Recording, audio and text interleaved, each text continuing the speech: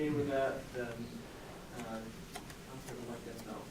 How long a job are they expecting this to be? Don't ask me that. I really don't know as far as a total job. I can't imagine it being more than 2 to 3 days or nights on this section through the end. They're gonna have to cut right down through the entire intersection, so it's gonna make a mess. Where are they starting and finishing? Like, which direction are they coming from? They're coming from Fairfield Street, going over to Water Street. Okay. So October 1st is a Sunday. First part of, first Okay, part. October 2 is a Monday. So they still got plenty of time to get it hot topped afterwards and Oh, yeah. everything if they Yeah. don't start till October? They won't even do it if we don't want them to do it. But the thing is, we need to have that water main upgraded to a 12-inch pipe because, I mean, fire apparatus trying to draw into that with 6-inch pipe is just not enough. Yeah. On the other end of Water Street. So they're doing this for us. So I certainly would like to work with them on that and get it done. And I'll make a motion that we do it starting on October 2. Okay. Motion made second, all in favor. Don's got a question? Not a question, just, obviously that whole intersection and the quote-unquote beautification of it with the flower committee, one of the things that Gary is going to work out with them hopefully is when they're done, what's the intersection gonna look like and what can they do to reestablish an area to continue that if we want that to continue to happen. And I don't know if Department of Transportation will be heavily involved because they have guidelines for what the intersection can look like. But they will have to rebuild it, and one of the challenges going to be is to rebuild it in a way that it's going to be perhaps better than it is now, at least as good, And no spigot. and Yeah, I'm saying, they put a tap in the Yeah, water. put a cat no spigot right there. There was- So the girls won't be carrying water buckets across at 5:45 in the morning. piping in there to take care of that. There's a, what is it, Gary? It's like a cistern underneath. Yeah, you You fill put it with water in, water it's and it supposed to just- disperse it, doesn't work. But that's gonna be, you know, one of the challenges, I guess, when they do that, how they actually do it and what it looks like when it's done. So They know how to do it. So put it back the way it was. Better. They, yeah. Right, you know what I'm saying? Better than it was. You know what I'm saying, but they could, The whole intersection should be repaved. Will the state let us put like a true island in, so it's not Yeah, like like a a flower, rotary instead of like, traffic well, no, Rotary? that's dramatic, but if that whole thing was a raised Make it bed, tight there like that. as opposed to More the challenging. asphalt island. We're lucky to have what we have.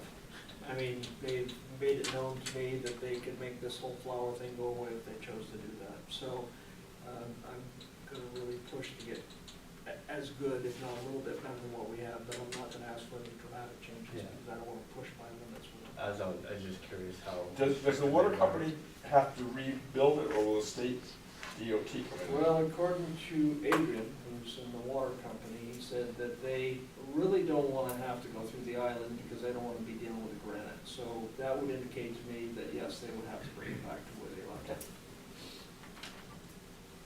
So motion is made second, all in favor? Thank you, we're moving on. Item number 7, name selection for the boat landing. This is a hot topic. Sorry. So, we've kind of been back and forth. We've got, as far as I know, at this point, we have 3 names. You've had the copy of the list of names: Harbor Memorial Park, Willie Point Park, and Oakland Waterfront Park. At our committee meeting, the people who were there, the majority of the committee at that time voted for Oakland Waterfront Park. I talked with Ned, and apparently that could be open for discussion. So, I was hoping that we could take the committee's pick, take the council's pick, bring all 3 names to a vote in November, and let the general public pick, knowing what the 2 committees actually, or the council and the committee actually chose themselves. And I'm sure there's gonna be some discussion. I know that I have Gary Bennett here, who's done a lot of work on the name research, and I think Ned's here to support him, and I would recommend that we take a moment and let them talk about it for a second, so we can hear what their thoughts are on it, and take it from there. Does that sound fair? Gary? Thank you for coming. Yep, thank you. My name's Gary Bennett. I own and operate Snow Pond Cruises and Historical Tours. When we name this park, I just hope we take into consideration the historical significance of this part of the lake. I am in possession right now of a postcard that was printed in Germany by the W.W. Berry Company, and it shows Messalonsky Hall. This postcard is dated between 1903 and 1917. It has a 1-penny postage stamp location on the back. In 1917, postage was raised to 2 cents because of World War I. So that's why I dated this postcard between 1903 and 1917. And the card shows Messalonsky Hall. And it identifies the location as Messalonsky Harbor in Oakland, Maine. This card was made by the W.W. Berry Company, located in both Germany and in Waterville. Historically, it's Oakland Harbor, and I just would like us all to take that into consideration when we go and not kick this word harbor to the curb and let this part of Oakland's history go away. And I'd be glad to pass that postcard around if anybody would like to see it. Yeah. Questions, comments? Okay, so I guess what I'm asking for is if the council has any thoughts on this, we can discuss them now. If not, I'd like to have the council possibly pick a name, or I don't know how we could go about that. So everyone's got one of these, just circle on you want. Yep. And hand it to you and be done. That sounds good. Could I say one more thing? Sir. There are those that say a harbor doesn't belong on inland waters. A harbor is on the ocean someplace. Well, I'd like to point out that right on Great Pond, we have Snug Harbor Lane, the outlet of Salmon Lake. We have Sebago Harbor. We have Winterport Harbor on Lake Winnipesaukee. Lake Sunapee, which is smaller than Messalonsky, has Sunapee Harbor and Newberry Harbor. There's Lake Harbor on Lake Okeechobee in Florida. There's Harbor Cove on Lake Norman in North Carolina. In 1853, Henry David Thoreau wrote, Chesuncook Lake, having a quiet harbor. Harbor is ingrained through our history as being on inland waters and on the coast. So harbor, this is not precedent setting to call a harbor on an inland lake. What's the definition of a harbor? A harbor is defined by Merriam-Webster as a part of an ocean, lake, etc., next to land and is protected and deep enough to provide safety for boats or a place of safety and comfort. Seems like it's perhaps seen on cemetery bridge. And that's just it. Harbor Comfort. Memorial Park, I mean, it's the entrance to the harbor is right there where the buoys are. It's next to Oakland's largest cemetery. And also we have that memorial bench in the park for the 3 kids that were murdered.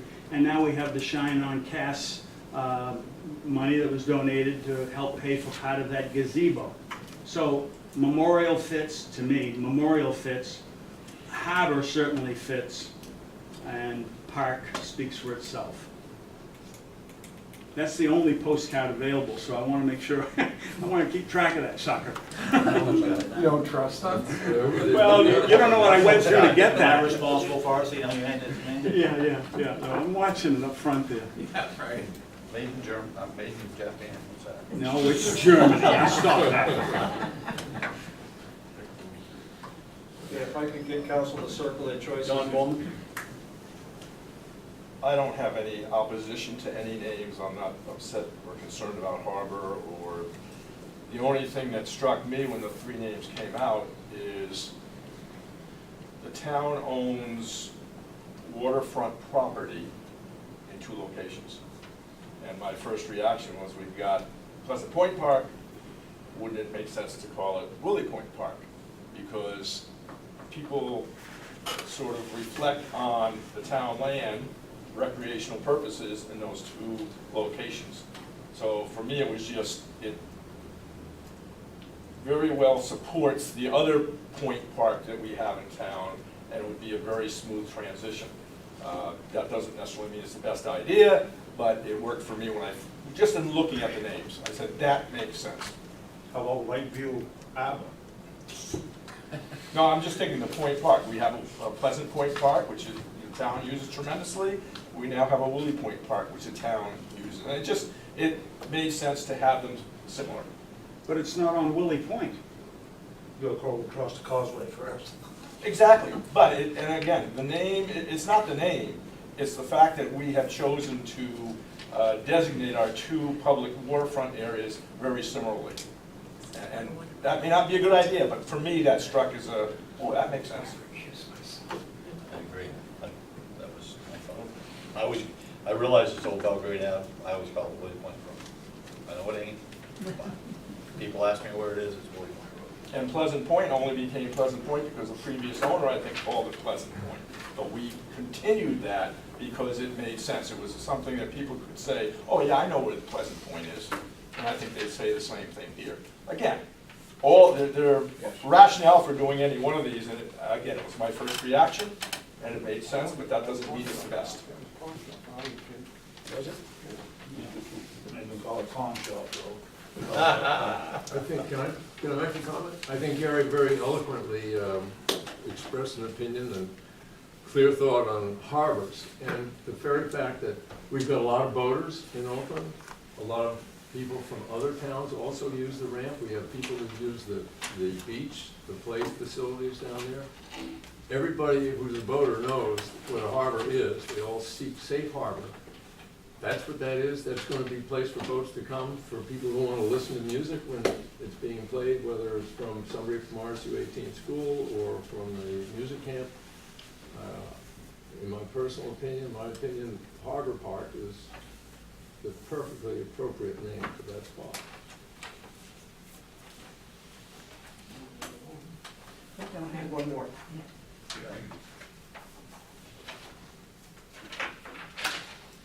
Okay, council choice will be Woolly Point Park.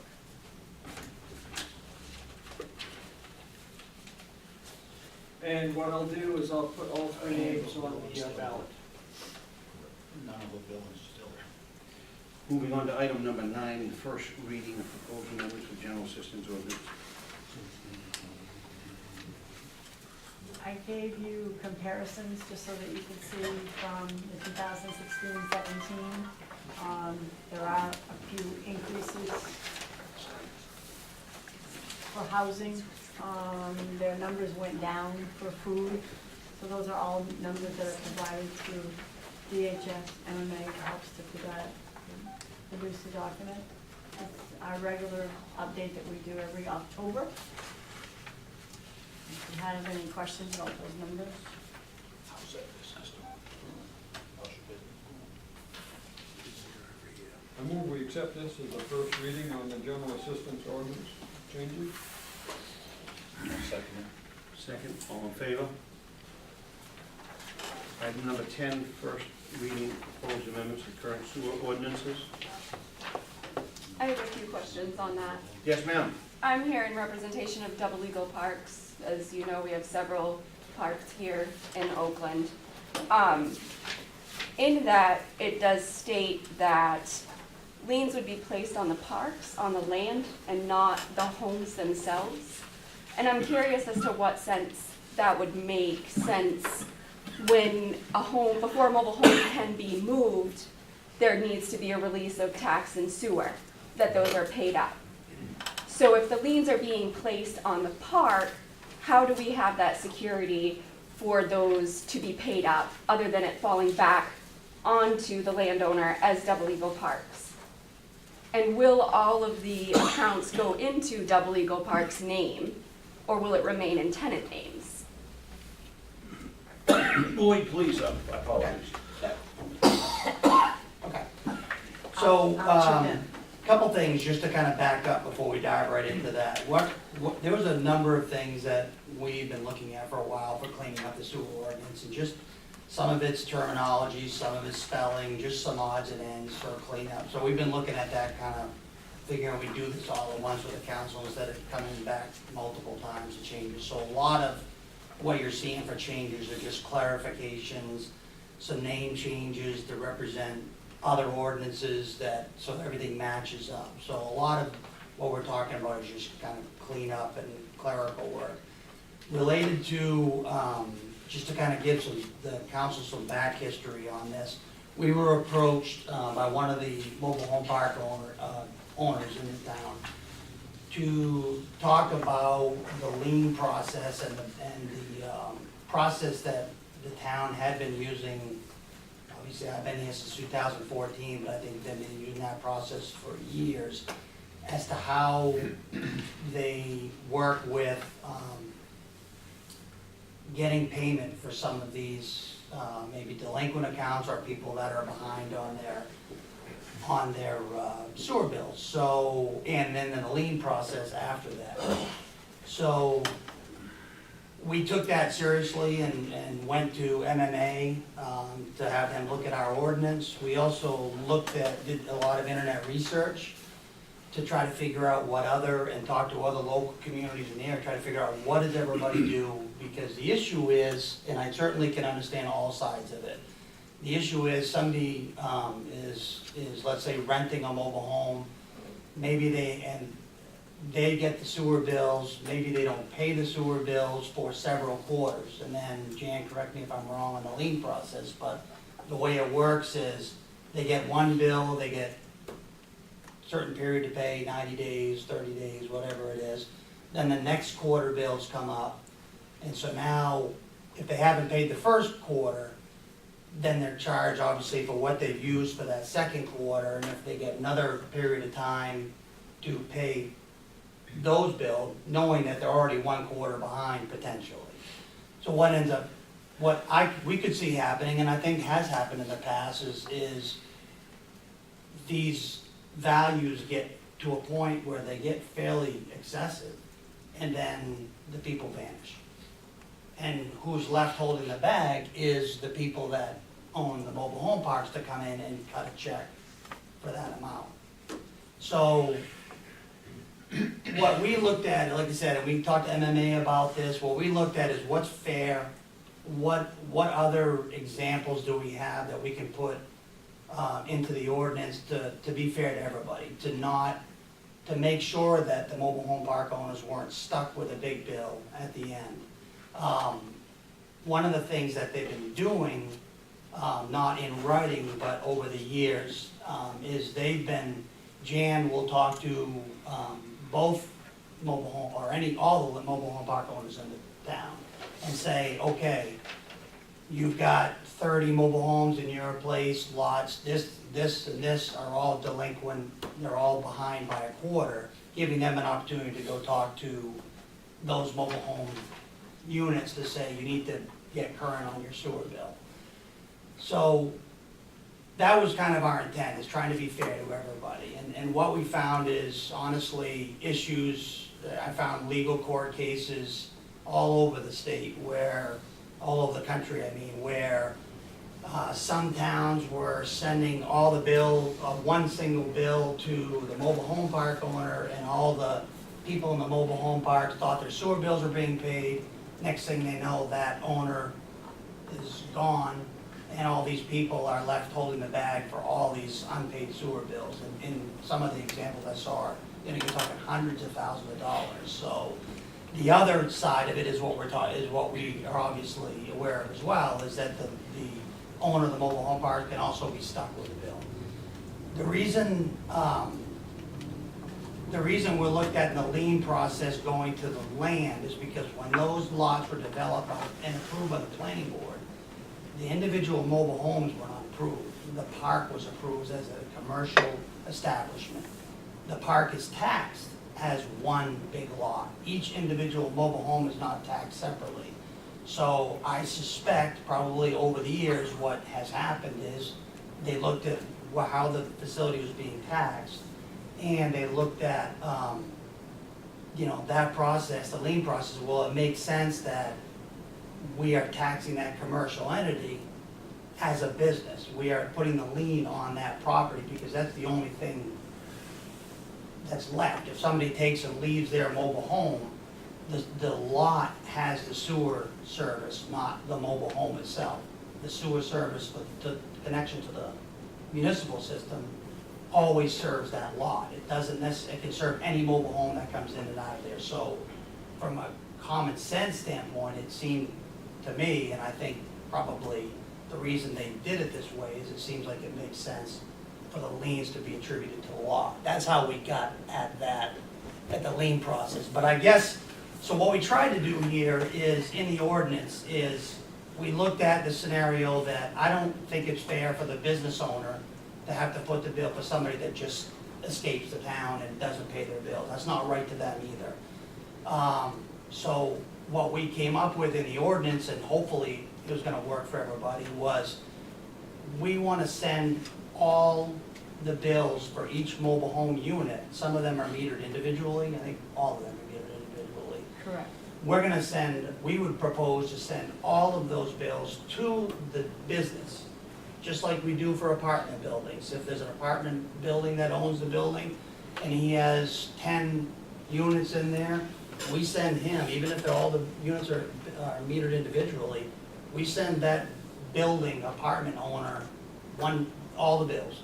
It's their responsibility then to send it out, and that does two things. One, it alerts the mobile home park owner that, wow, this person's already a quarter behind already, I need to get on them, to make sure they're not getting stuck with a bill at the end.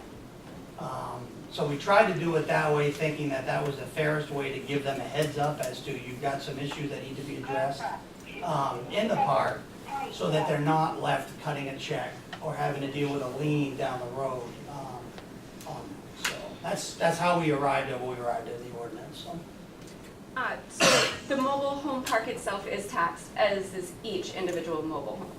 They are evaluated and taxed on their own as well. So there are taxes for the park and the home. So there's two separate. And the other thing is that in that scenario, you leave the landowner as holding the checkbook at the end either way. Because you're saying it would be better to go this way so that we're aware of the accounts and what's happening, so that we can go after people if they're a quarter behind or whatever it takes. And then we can pay it up before it goes to lien. But if the person gets the bill themselves, they're not gonna pay. I mean, we can't, get blood from a turnip half the time, and that's a problem.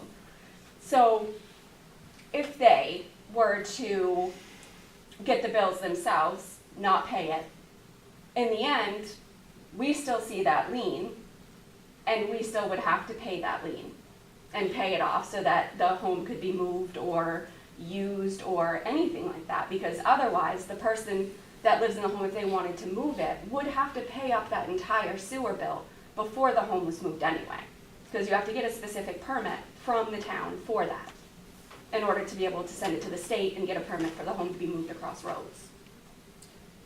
So, I don't, can I? Go ahead, Bill. I don't disagree with what Brandy is saying, is that for years now, the two of us have worked together. So what happens is, all along, I've been sending out, I think there are like 65 plus mobile home units. I think so, yeah, you send us a spreadsheet. And So yeah. there's 65 plus, so I have always sent to each and every tenant the sewer bill. So, but Randy and I, really, we're in communication all of the time. So I always let her know, okay, you've got X amount of delinquent accounts, and we're getting ready to send out a 30-day notice. And we take care of it. And she does. She takes right care of it. She does not let things go to lien whatsoever. We have a really good. The hardest thing is you have to consider the number of mobiles that we have in this town. Mhm. And for us to get those bills, enter them into the system, distribute them to all of the tenants, takes a really, really significant amount of time. And it's really hard and unfair to do with as much as we already do. We would have to charge service charges on top of these sewer bills, which is gonna make for incredibly unhappy tenants. And it's really just, we are completely against that. We're more than welcome, we're more than happy to help with, as far as, I already helped with Jan before it goes to lien. we pay it up, we always do. This is just an impossible task for us. I guess Sure. Oh, okay, yeah. Thank you, sir. Kevin As you see, I Lyon. try to be polite. You were very polite, thank you. First of all, Jan does an amazing job for this town. She's always there, she always takes a call, she has an office, she does a very good job managing the sewer system for this town. Now, several things. The town is in the driver's seat. If you don't think so, put a town letter in a mailbox that says Town of Oakland. It's a tax bill, it's something from Bob, your code enforcement officer. The tenants tend to pay attention to the Town of Oakland's bills. The town, you're comparing apples and oranges here with apartment houses and trailer parks. Apartment houses is a home. Everybody is a consumer in that home. If there's one tenant in that home, that's the consumer. It gets its bill. If it doesn't want to pay it, this town gracefully puts a lien on that home, and guess what? They either pay their bills or lose their home. Very straightforward. The registry controls those liens, very clear from the town's records who owns these buildings, and very clear who has to pay the bills, taxes, insurance, utilities, and liens against that property. When you're comparing High Street Park, which I manage, I got a bunch of dirt up there. I do dirt leases. I don't own any homes. I rent the dirt, okay? I'm not the consumer. I might have put the pipes in the ground, and the town of Oakland took title to those pipes in the street, and I might have stubbed those pipes right under the gravel beds as I was supposed to, but I don't own any trailers. I own dirt. I do dirt leases. The difference being, the town is in the driver's seat. They absolutely control that trailer coming and going. Bob Ellis absolutely inspects that trailer coming and going, and they cannot move that trailer out of my park or into my park without the town of Oakland issuing a permit and making sure the bills are paid. So if someone wants to move out, first stop is the town of Oakland, need a permit. Got to pay my sewer bill, got to pay my property tax bill on my trailer, my property tax bill, and then and only then did they get a permit to move.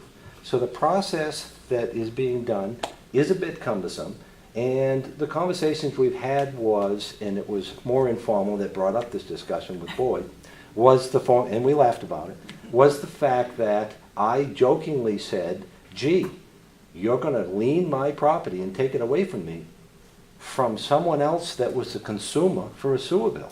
I'm not the consumer. I think that could be challenged in court. However, understanding the town's problem of trying to get paid for sewer bills, every park owner on the face of the earth, especially the two in Oakland today, I absolutely cooperate with the town of Oakland, absolutely want those sewer bills paid, and I get fan mail today from Jan. I know who the bad boys are, I've already called them, and I've got a couple to the $1,000, okay? Guess what? That $1,000, here's a worst case scenario under the current system. That guy does not want to pay that $1,000 because his trailer's worth $5,000. I've done this several times in my park. Okay, if he's behind in his sewer bill, guess what? He's behind in his rent as well, okay? He's taking a walk. He's going to meet me at the court, and they're going to ask him to leave in 7 days. I've got a couple going. When he leaves my park, he's given a 7-day notice. The sheriff will escort him to the curb of High Street. Don't come back. I own that lot. Guess what? He left a trailer behind. That trailer, I will sell that trailer and make sure the town gets their tax bill and their sewer bill, and someone else will move into that trailer if I have to. The town also has clout as entitled at the registry to put a UCC attachment on every trailer. Then that trailer cannot be sold because it has a UCC attachment, just like the title on a car, just like the registry says it's got a mortgage against it. The UCC attachment is as good a vehicle as any. Online, boom, UCC attachment, that trailer can't move, can't sell, okay? Doesn't have clear title to it. If someone wants to move that trailer with a UCC attachment, they surely can if Oakland issues a permit to move it after the taxes and the sewer bills are paid. But guess what? That's a stolen vehicle. Doesn't have clear title. Whoever bought it didn't have clear title.